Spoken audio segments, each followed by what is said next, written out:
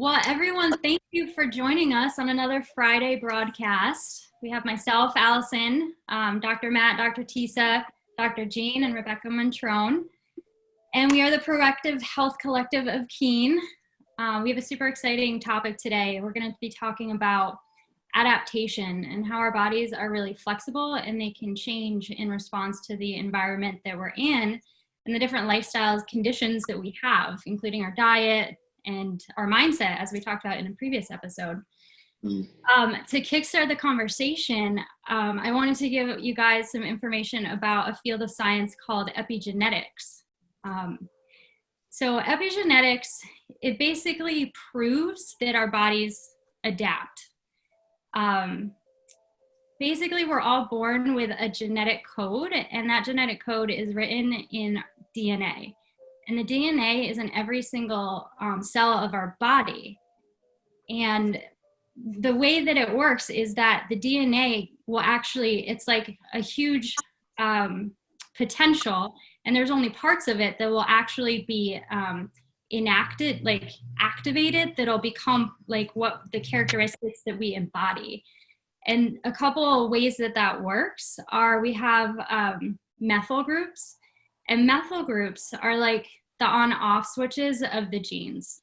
And then we have histones, and histones are proteins, and the DNA will bind around the histones. It'll like wrap around it. And the tighter that the DNA is bound to the histone, the less the gene will express, so the less will embody that characteristic. And the looser that it wraps around, the more that our body will express that. So the tighter it's not going to express, and the looser it will express.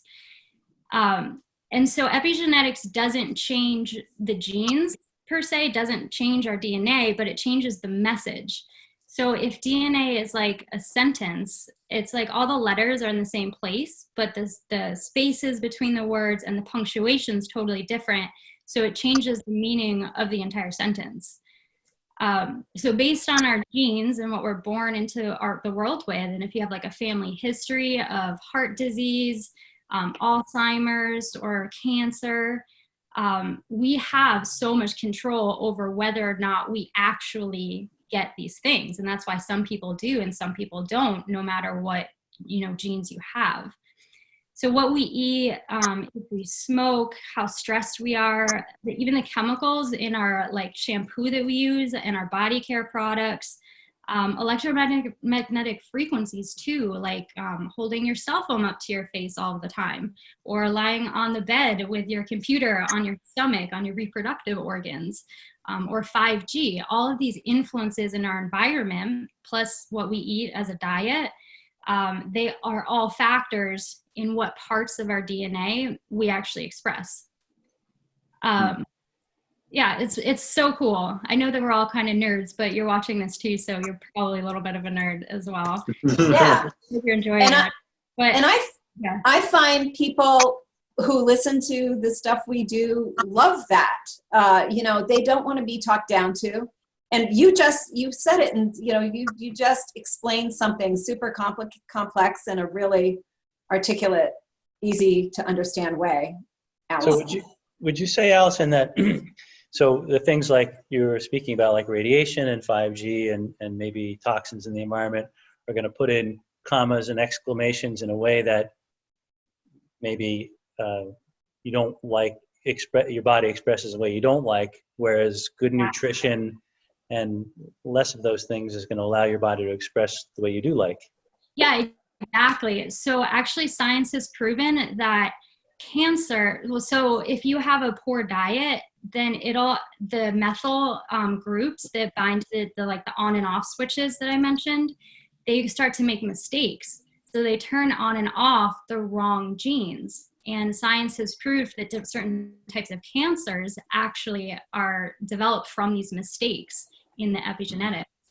So yeah, it has a very real influence. And another really empowering way to see it is that the changes that our epigenetics will create, they're constantly in flux within our entire lifetime. So they're always changing. So just because like your whole life long, you've made really poor diet and lifestyle choices, if you change that, your genes will rewrite themselves. and our bodies are constantly of like breaking down and rebuilding. Like our skin rebuilds every 2 to 4 weeks. Our bones actually regrow like every 10 years. So yeah. Yeah, it's exciting. I want to, you were talking about things like, you just mentioned the 5G. So I just want to get this out of the way right out of the gate, because we talked about this a few weeks ago. We talked about how with the whole coronavirus thing, that this all came about it simultaneously with the whole 5G rollout, and how changes in electric, magnetic, frequency and all of that. And I have this book that I picked up a few months ago, used The Survival of the Sickest.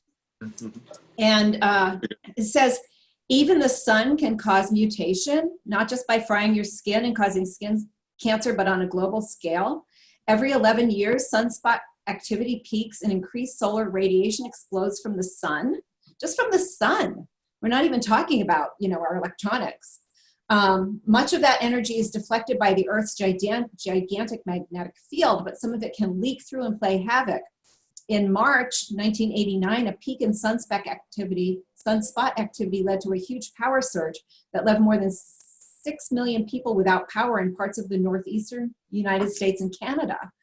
I mean, huge. The sun spewed out so much energy that satellites were knocked out of orbit, garage doors began to open and close in California, and millions of people were treated to a version of the Northern Lights in places as far as south as Cuba.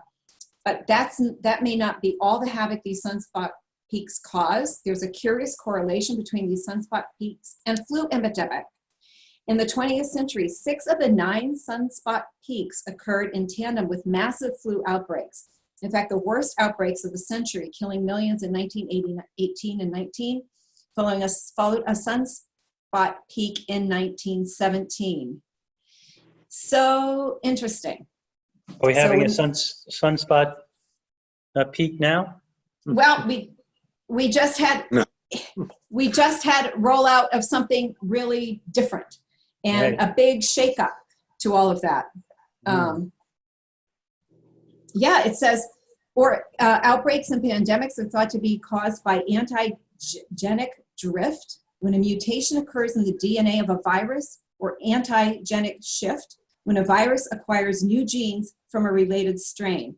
When the antigenic drift or shift in a virus is significant enough, our bodies don't recognize it and have no antibodies to fight it, and that spells trouble. So just saying, it can have something to do with, So let me, because I'm hearing this in a new way, so this is interesting to me. I was thinking about, okay, so 5G, it affects us, we were talking about how it affects our cells and our bodies. Our immune system. But are you saying that an electromagnetic force like that, or the sunspots, can mutate a virus, therefore making it unrecognizable to our body? That's what this is saying. I mean, that's pretty interesting. I hadn't thought about that. That's very interesting. Yeah. It says it's like a criminal on the run, taking on a whole new identity so his pursuers can't recognize him. What causes antigenic drift? Mutations, which can be caused by radiation, which is what the sun spews forth in significantly greater than normal amounts every 11 years. Wow. I don't know, something to think about. One disease, one cause? No, let's come out of that. Let's open our minds a little bit. Look at other things. If we take a look at that, I really liked what you're, in terms of how the virus changes and really how that moves over time. If we take a look then, how does this apply to the immune system, let's say, and our overall health and our ability to adapt? Last week, I spoke about how the host, so in other words, in this case, the human body, has a couple of different responses. So depending on the health of the system, in other words, the preparation of one's baseline of health. So we're not talking about reactionary here. We're talking about sustainable, small positive acts over time that create great momentum. Think of it as we're not trying to get one big motion here to create 100% reversal and ultimate health, but rather there's 100 little steps along the way that have ultimately added up to that. So when someone's at their absolute peak in terms of how they're performing, so their nervous system is connected, there's no interference, they've got all the things we measure, so the heart rate variability, their adaptability, lots of other things. So when something comes in, and the system is already really healthy, what happens is the immune system recognizes it as a foreign invader, it takes action, and it squashes it right away. So this will happen and is happening even with coronavirus or anything else we haven't seen before, in a small group of the population, estimated to be around 15%, probably plus or minus 5%. So those people, they don't get sick, they express no symptom, obviously, and most importantly, they're not a carrier. So the virus is not contagious through them. Then the next population is about 30% of the population, so a much larger percent. They're the folks that are also asymptomatic, but their system's not quite as finely tuned. They haven't made all, say, 100 steps of preparation to be able to handle this, and now they are a carrier for a little bit, and that's what we're, of course, in the media most concerned about. And then the remaining bit of the population will either express symptoms, which we would say is expressing health, because in this case, a fever is necessary to get rid of the virus and get it under control.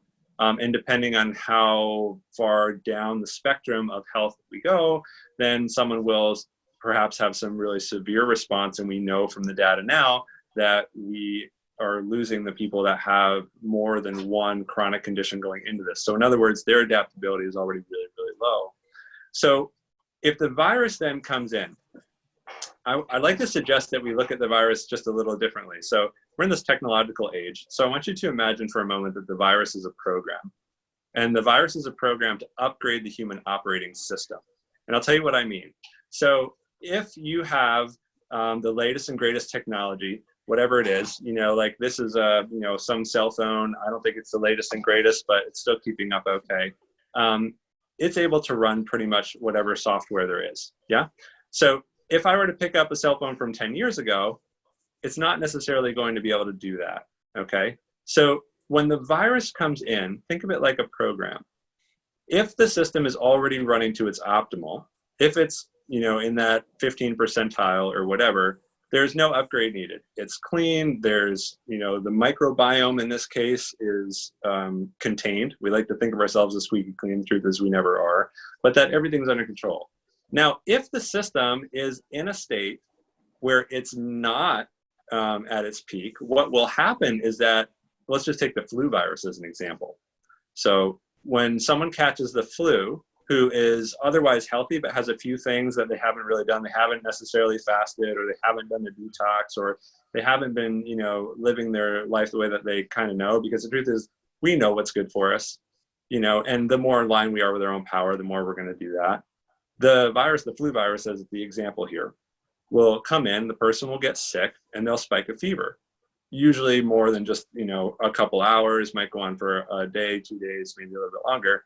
And what will happen during that time is that their system will actually clean itself out.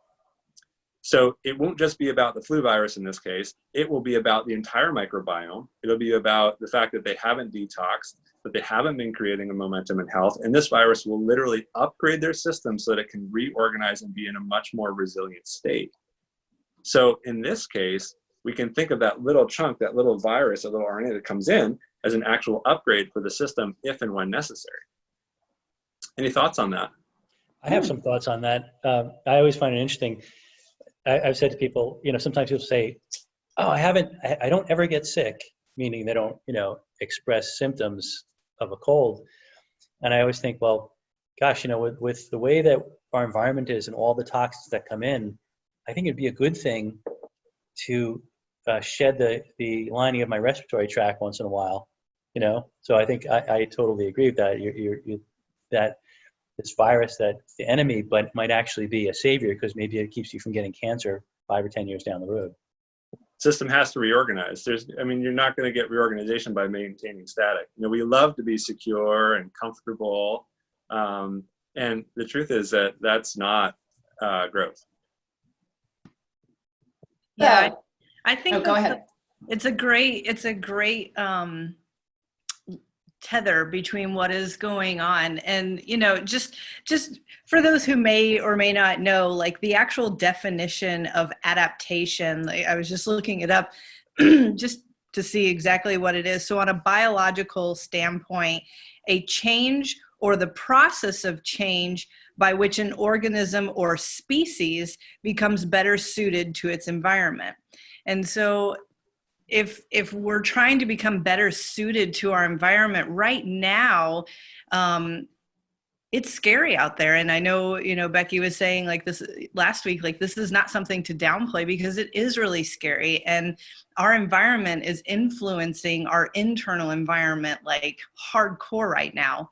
And so the things that we do to help prepare ourselves better is going to play out in the long run. So I think Matt and I were talking about it this morning, like, how we are currently is a reflection of how our grandparents were in their day and age, because we pick up, we always talk about things being genetic, like, oh, well, my grandparents have diabetes, so therefore I'm going to get diabetes, or heart disease runs in my family, so I know I'm going to get heart disease because it's genetic, it's hereditary.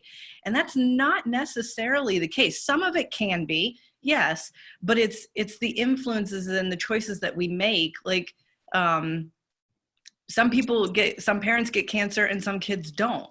It doesn't have to be passed on, because if we become better suited for our environment and start from the inside out instead of the outside in, we're going to be able to handle things that come along, whether it is a virus or a bacteria or a solar flare or whatever it may be. Like, we can still handle those things efficiently. And now is the time to make those choices. Like, how do I want to be when I become a grandparent, or, and how am I going to influence my kids, or my kids' kids, the choices we make now. So if we adapt better and make good choices better, we can pass that along to the next generation. Because right now, in all seriousness, 54% of children are on some kind of medication for a chronic concern. Children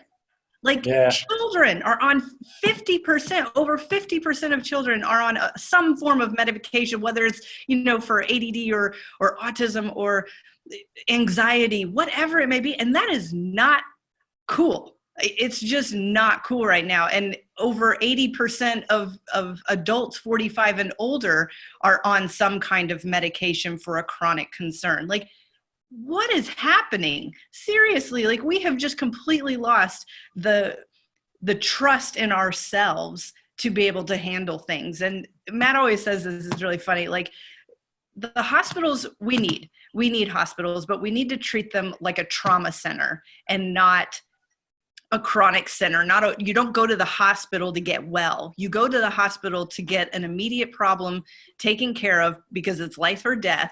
And then you go and you change the way you are after that. We can't treat the hospital like, this is my lifestyle, I need to keep going. Yes, you need to keep going for certain things, but it's not for the chronic. It's not for the long term. It's for the acute.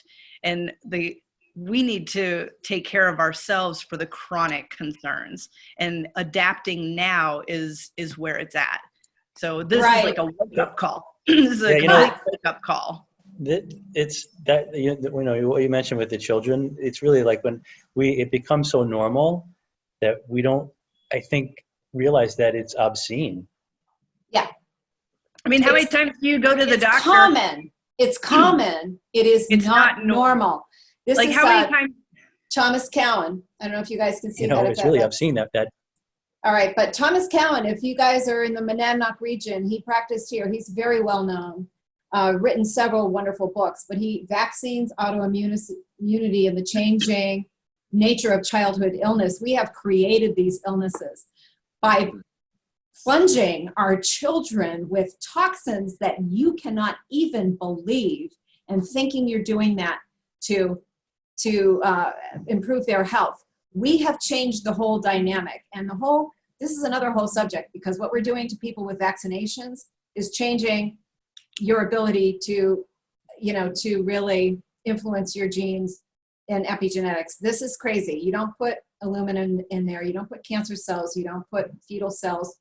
You don't put formaldehyde. You don't put mercury.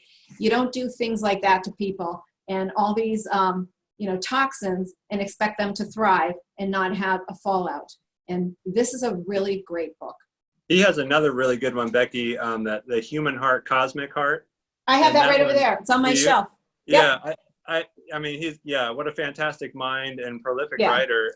And that actually really brings in a lot of the epigenetic ideas. He doesn't necessarily attack that directly, but I mean, all the research that has brought about adaptability in terms of measuring in science, we look at that through, the cardiovascular system. And when he bridges the gap between those two things, it's a beautiful text, highly recommended.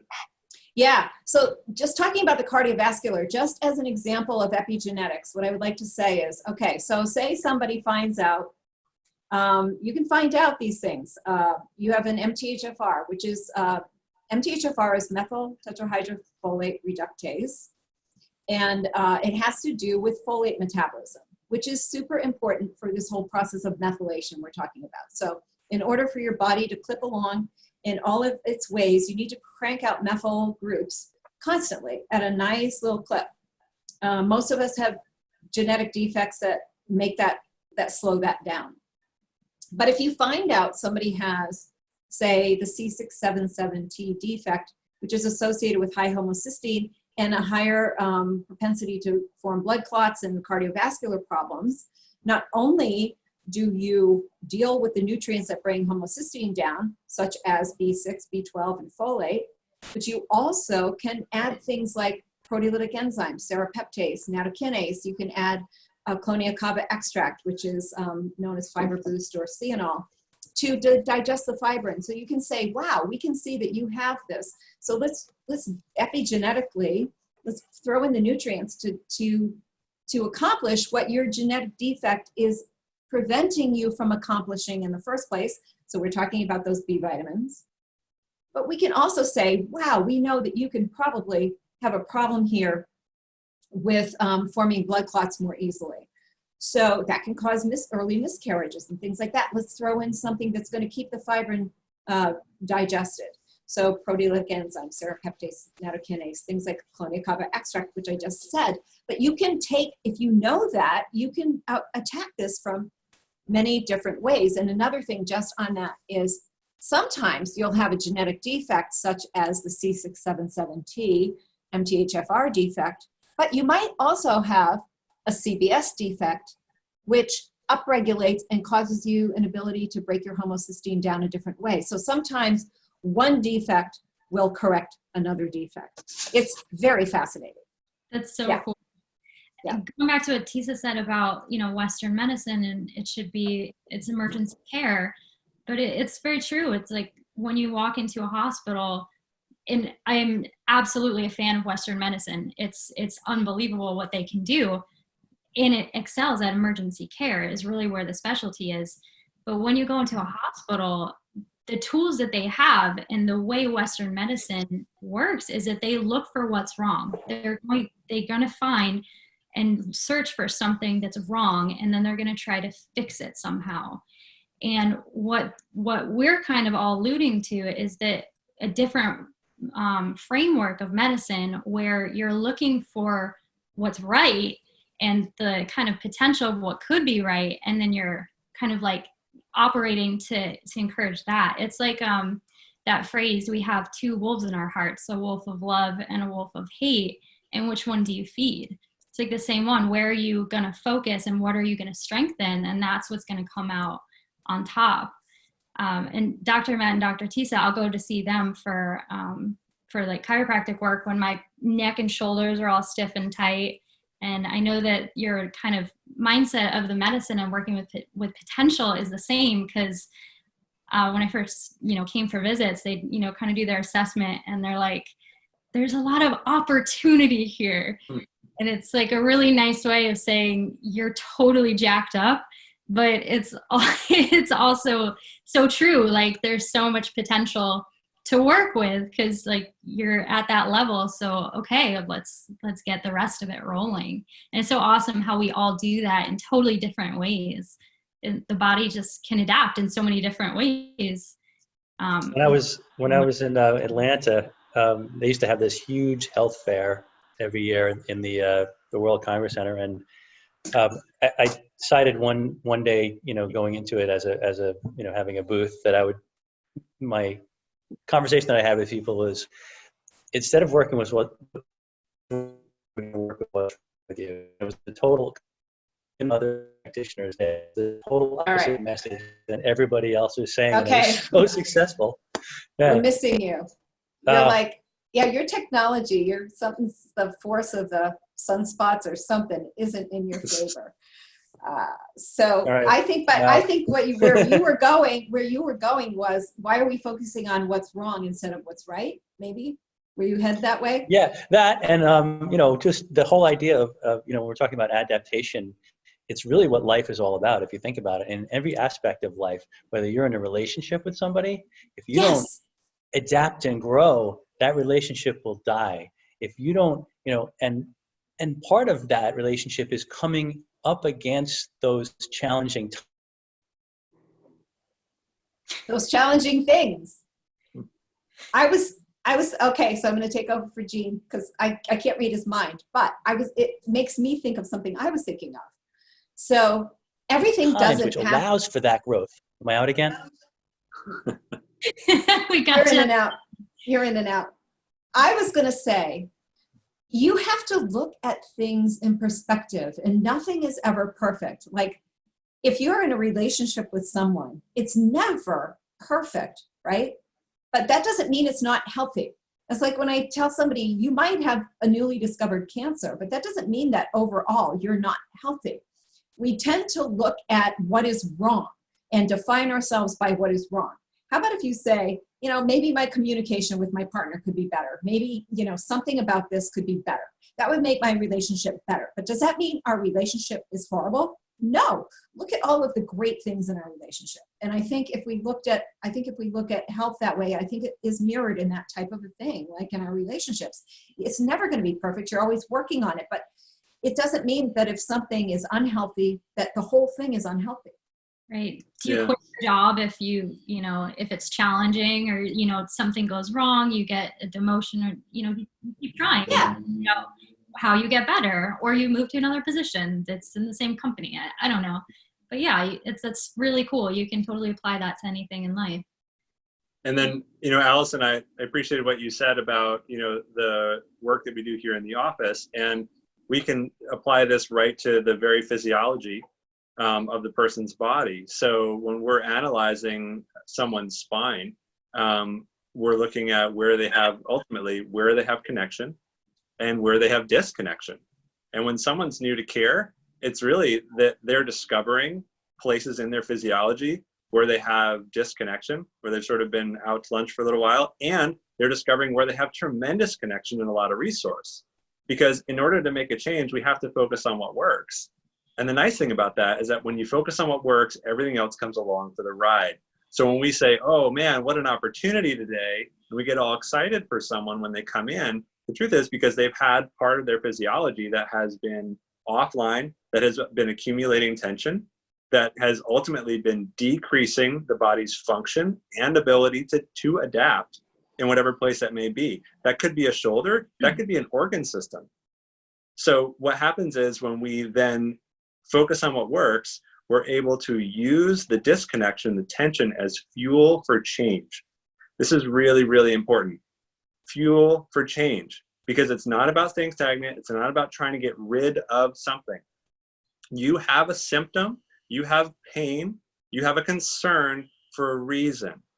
May it not be wasted. The tragedy is when someone has pain, whether it's physical or mental or emotional, and all we do is numb it. And then we try to get them back to business as usual.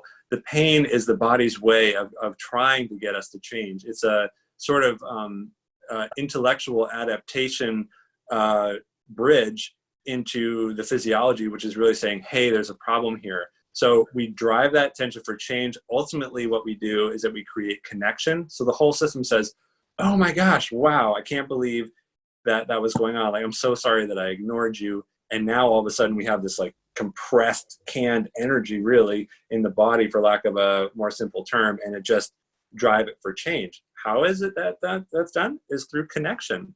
what you were talking about, Jean, with the relationships. I mean, ultimately, having as much connection as possible, that when you do come up, I think where you may have been going, I'm going to take a guess on this, Frozen, was that the challenges that arise ultimately will allow for growth because it's fuel for change, but only when we have connection, only when the whole system, when we have a whole systems approach, both individuals as healthy, connected individuals, the unit as a tremendously healthy unit. And there's some wonderful mentorship out there for all of that right now. I know Rich and Kelly have a really good one here in this local area too, but they're working on mentoring that connection between two people. It's beautiful. Yeah. Yeah, I think all of us, we see in the clinic patients that come in and they have things that they don't think can be fixed. So like, for example, someone will come in with knee pain, and it's only after the initial assessment that I find out that they get headaches very frequently as well. And so I'm like, do you want to work on the headaches as well? They're like, no, I've always had the headaches. I've tried everything. Nothing works. And I just have to live with it. But, you know, my mom has headaches too all the time, or my sister always gets headaches too. And the beautiful thing about Chinese medicine, the medicine I practice, is that, and I think all the panelists, we realize that everything's connected. So the same energy blockages that are the cause of the knee pain, when I start to move up those energy blockages, the migraines start to improve as well. It's the same. So it's so cool. And yeah, viewing medicine in this way can give you such more like a comprehensive view of your entire body, instead of identifying what's wrong in this specific area. By treating by focusing on what's right, you're getting everything online. I want to say, however, lest we give the impression that, oh goodness, if you eat right, if you don't smoke, if you don't do this. No, it's very, very specific. So I'm just going to give a little like life story of my own. My mother had Alzheimer's. I've talked about this before, but she had symptoms at age 49 and the whole thing. And I have the genetic whatever. But what I had that horrible PMDD. It's considered a psychosis, premenstrual dysphoric disorder. So from the time I ovulated, so this is half your life once you're an adult woman, from the time I ovulated mid-cycle to the time I got my period, I had to vacuum my whole house every day. Okay, everything had to be perfect. Very kind of like OCD. And I remember, just like if you were like doing something, say you were washing dishes or you were doing something and you knocked something off something, you'd be so enraged. But from the time, once I got my period till I ovulated again, I was fine. It was like Dr. Jekyll and Mr. Hyde. And so I remembered back when I was in grammar school, and I remember my mother was the most wonderful person. I mean, she was like fantastic mother and everything. But I remember one night she came in to kiss me goodnight. My lights were off. My bedroom was a mess. She tripped over something on the floor. She flipped on the light switch and she destroyed my bedroom. She never hit me, but she broke all my toys. She just destroyed my room. And I came home from school the next day and she was like crying, trying to fit the arm of the doll into the shoulder socket. And now fast forward when I'm having this PMDD and I'm like, man, but I did the research and I understood it was a serotonin thing and it was a tryptophan pathway thing. And I started using 5-HTP. I saw this, I was walking through the living room and there was an ad and a woman was was flipping out, trying to get a shopping cart out of the queue and it was stuck. And I'm like, oh man, that's me. And so I started taking 5-HTP. The first month I got my period, I never saw it coming. I never felt that way again. But so just saying, eat right, do great things, no, I needed serotonin, I needed tryptophan. And that's all been proven in the whole precursor to the development of Alzheimer's disease. So it's very specific. And the more you know about your specific needs, the better off you are. And that has liberated so many people who feel like, oh my goodness, I went from being so aggravated when my daughter was in middle school. There was a little bit of t-shirt like sticking out of her drawer to I couldn't see her floor. through high school, and I didn't care. She's busy, she's doing whatever. I didn't become a slob, but I was released from the tyranny of myself, is how I describe it. But it's also preserved my brain. It's also protected me from developing Alzheimer's disease. That's epigenetics. That's a beautiful example of epigenetics. That really is. That was an awesome story. Yeah. Am I working now? Am I back in? You're back in. You're in, dude. I apologize, everyone, for that. I don't know what's going on here today. I love all these examples you're all bringing to this. But I was thinking about like adaptation, and one of the things we talk about is like the check engine lights that come on. So again, it could be in a relationship, like, at first it's just a change in the vibe. Next, maybe it's putting the coffee cup down a little hard, and then maybe it's saying something, and then next thing you know, your partner is screaming at you. All the signals were there all along for an adaptation for like, oh.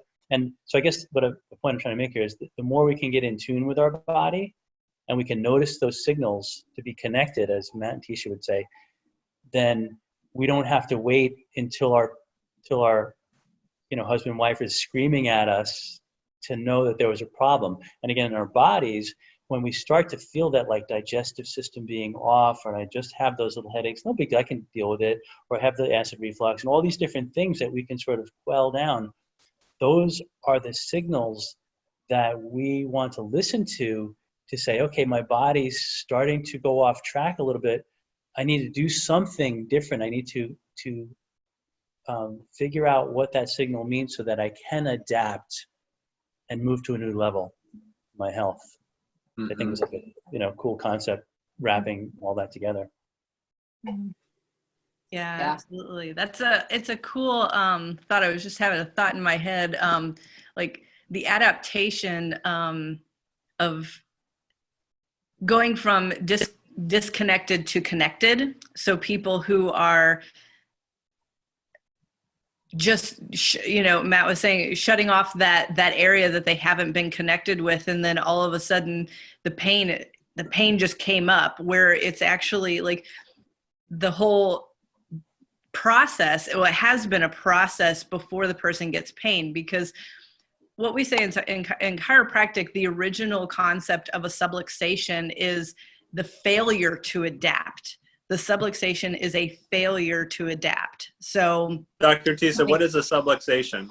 So subluxation in the simple terms of not what network spinal practices, but what traditional chiropractic practices is a bone moves. It's a hard bone on a soft nerve, which reduces the signal, the brain-body connection. So the brain comes through, big hole in your head, it goes out down your spine and out and branches out to all the cells, tissues, and organs in the body.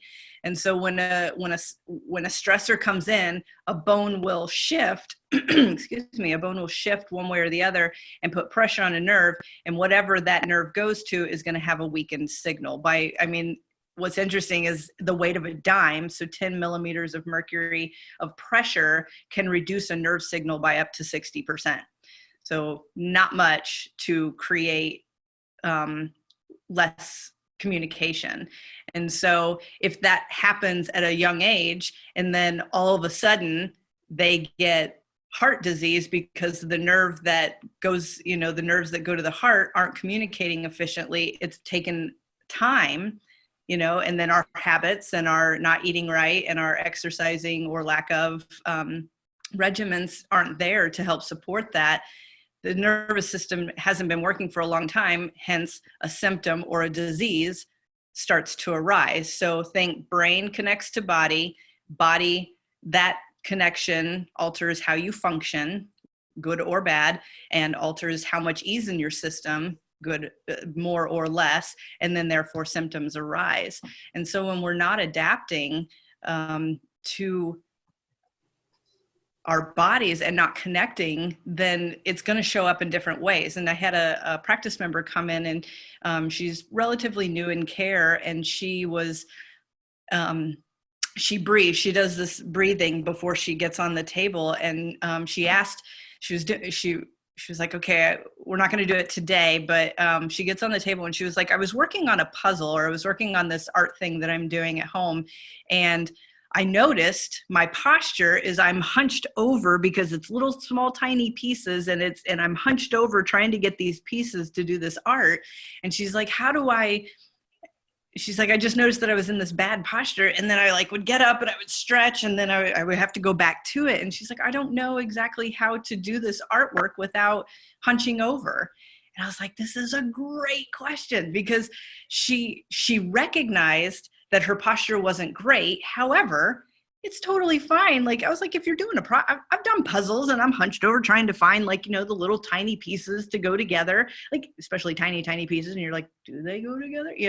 And then you're putting it together. It's okay. It's like someone working in a garden, they have to dig and they have to be in a position. But if you're in a position for 3 hours and you don't move, and then you get up and your back hurts, you're like, oh man, that really stinks. Like, you didn't get those subtle cues along the way, and we're talking about communication between, even relationships or your businesses. Like, there are subtle cues along the way that we just have to get connected with. And that's where the adaptation comes in. And as a species, how we can better ourselves to adapt to our environment. So it's just an interesting frame when someone's disconnected and they start becoming connected to themselves, and they're like, oh, that's what it means. And like, you see the light bulb turn on. It's beautiful. It really is beautiful to see how people connect and how they start to adapt to their environment. When I think and talk about epigenetics, I think about, all the positive sort of like, if you have a healthy lifestyle, it's going to positively influence your genes. But I love having these discussions, because it was something you were saying along earlier, Dr. Tisa, that kind of clicked with me, that if you don't expose yourself to, it's just the process of adaptation that makes us stronger as a species.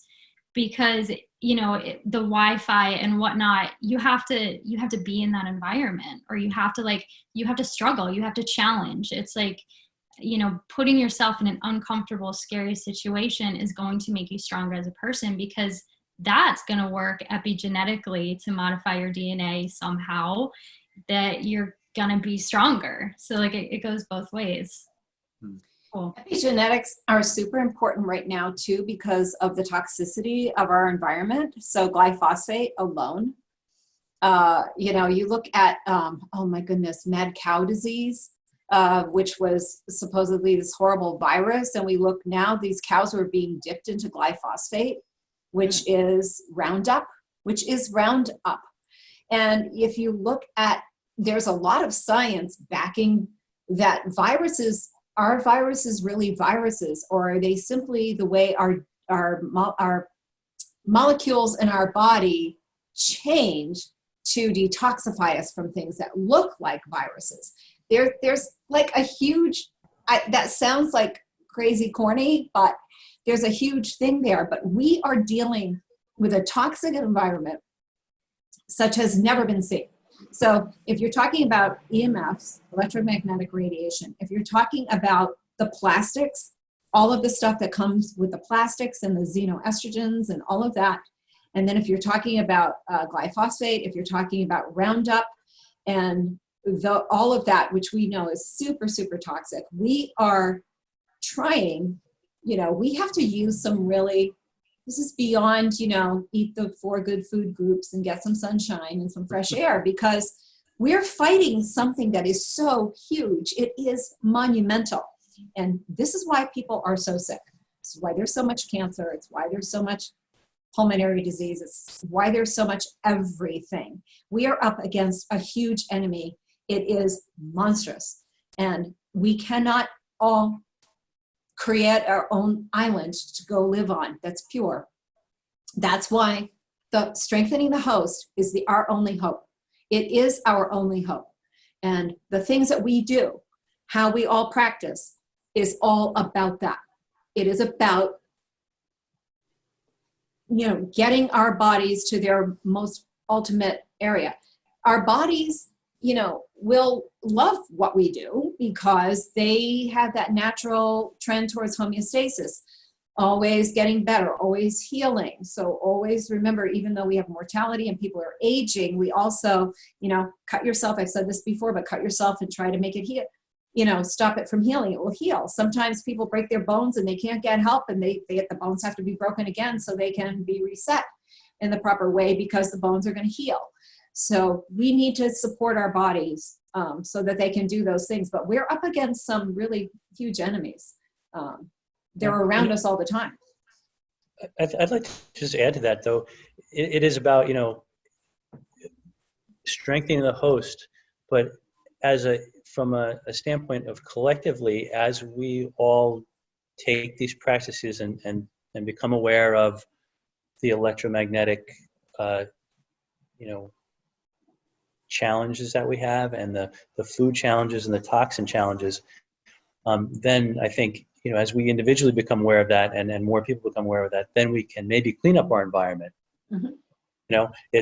We are part of a big organism that is humanity, and we're cells of this humanity.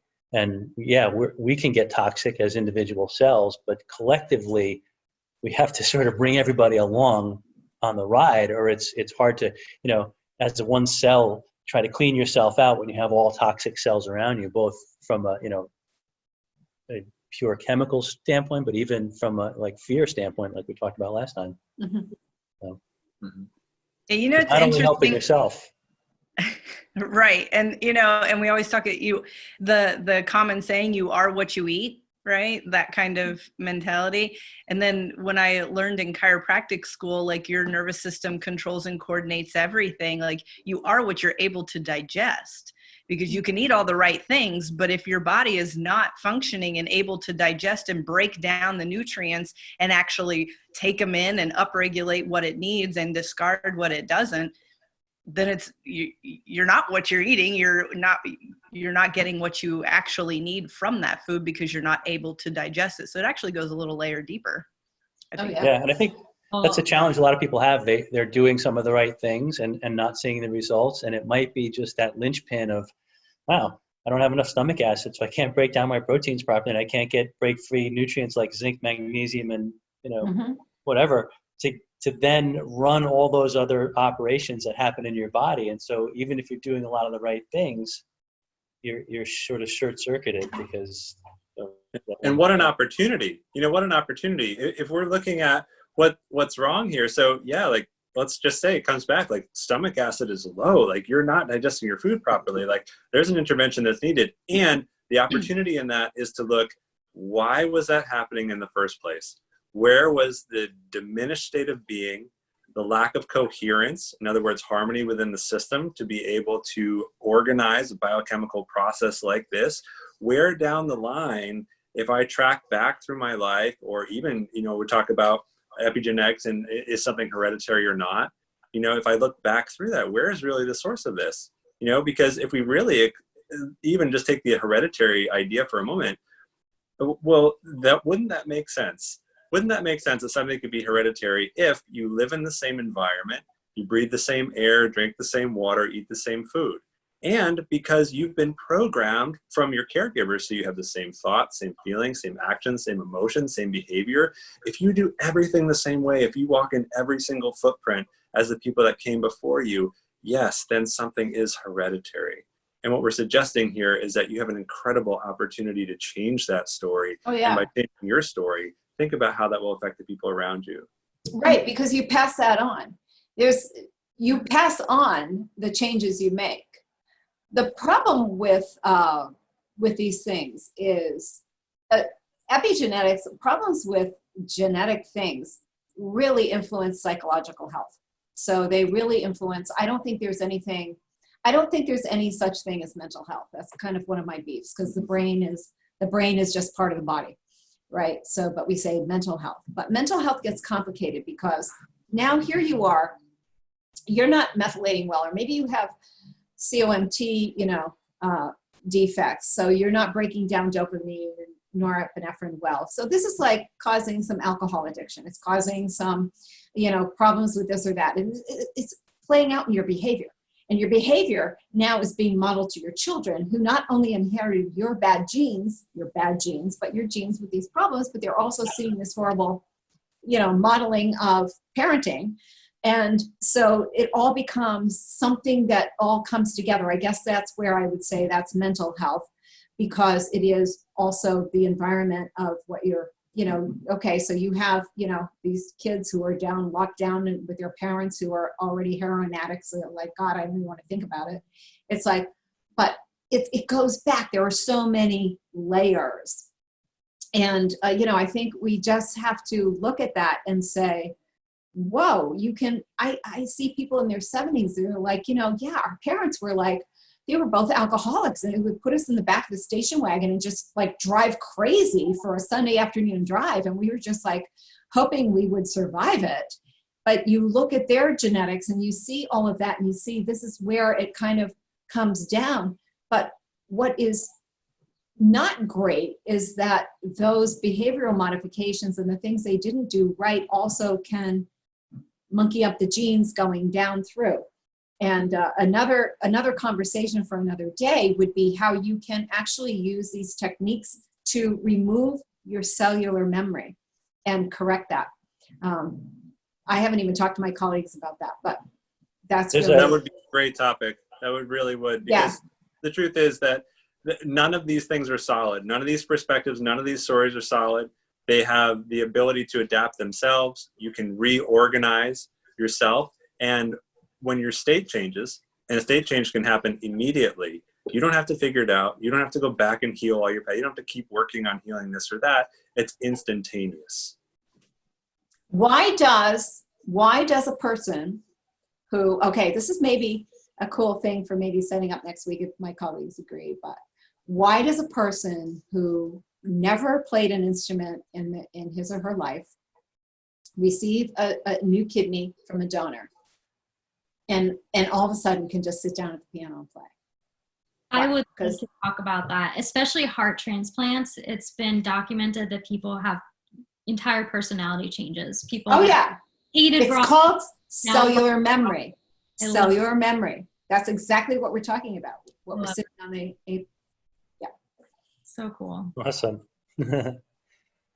So if anybody in the audience has any questions or comments, you can put those in the Q&A box at the bottom. Is anybody monitoring the Facebook? I am. I'm looking at this. So I'm looking at Debbie's questions, which I think would be more towards me because I've been talking about glutathione a lot. Mm-hmm. How do you know if you don't have enough glutathione in your body? How do you know if you have enough glutathione in your body? I suppose you could do blood tests, but most people, trust me, do not.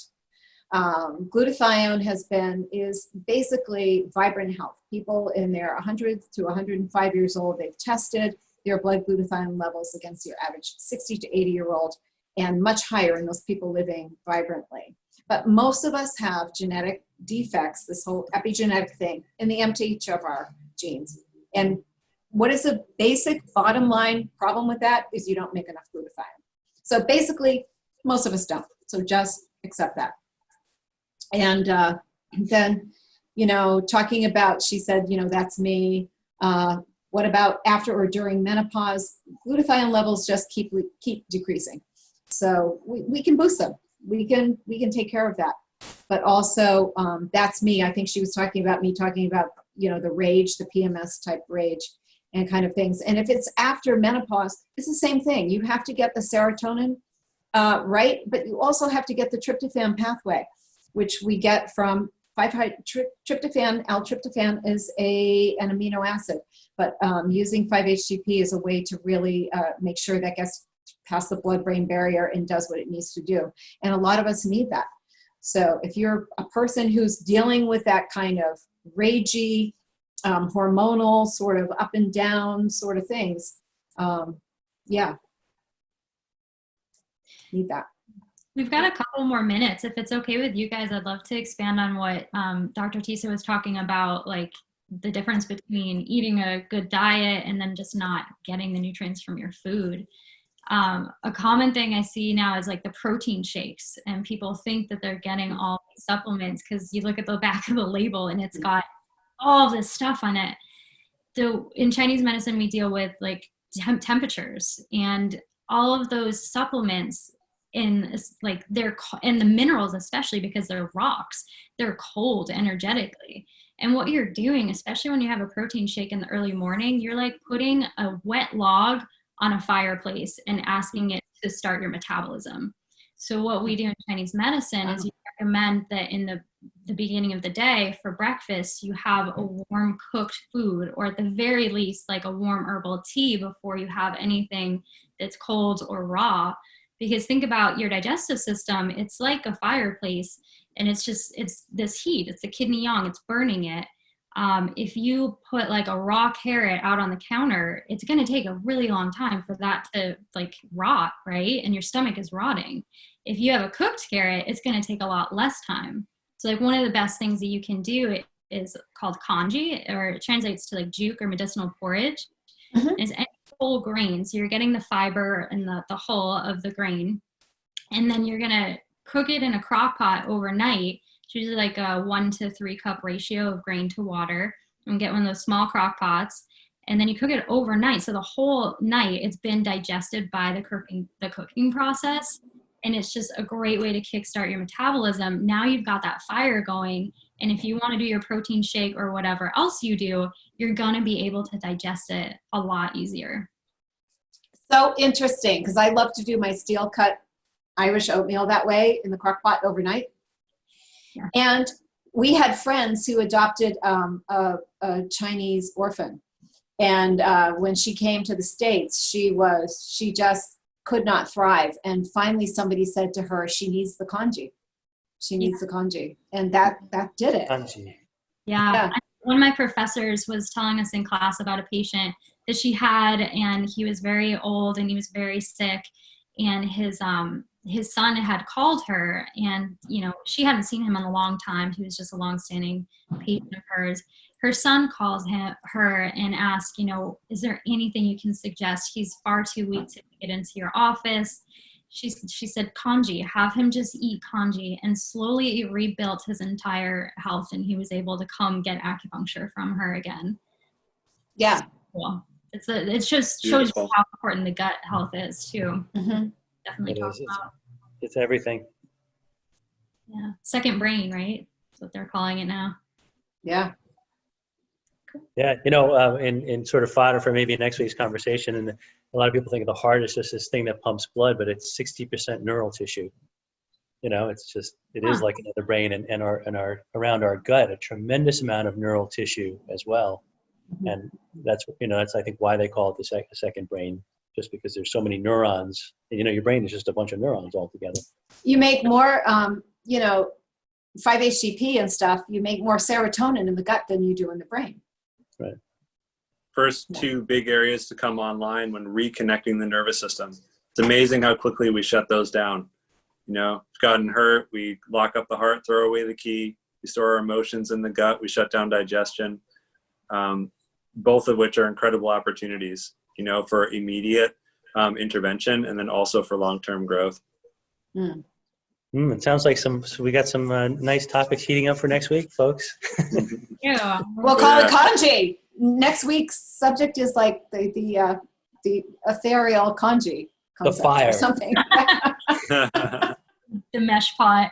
I definitely want to talk about organ transplants at some point. I'd love to hear your thoughts. Yeah.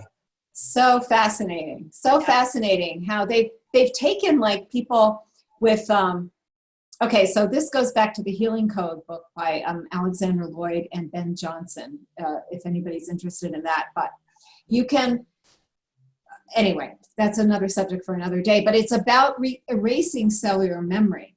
So if you can do that, you're basically cleaning out your system so that now your body can go back to taking care of chronic everyday needs instead of the fight or flight. Very, very provocative. Oh, this is going to be juicy. I can't wait for next week. Become more adaptable. Yeah. Great.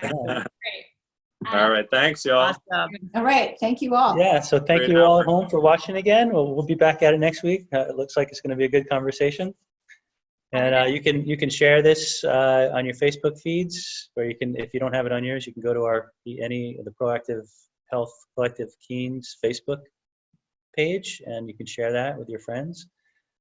And Somebody says, what if you don't eat grains? All right, because we were talking about kanji and stuff like that. So let's keep that in mind for next week. Yeah. Okay. Sure. Yep. All right. all right. All right, thank you. All Have a right. great week, everyone. Bye. Thanks, y'all. Bye-bye. Bye.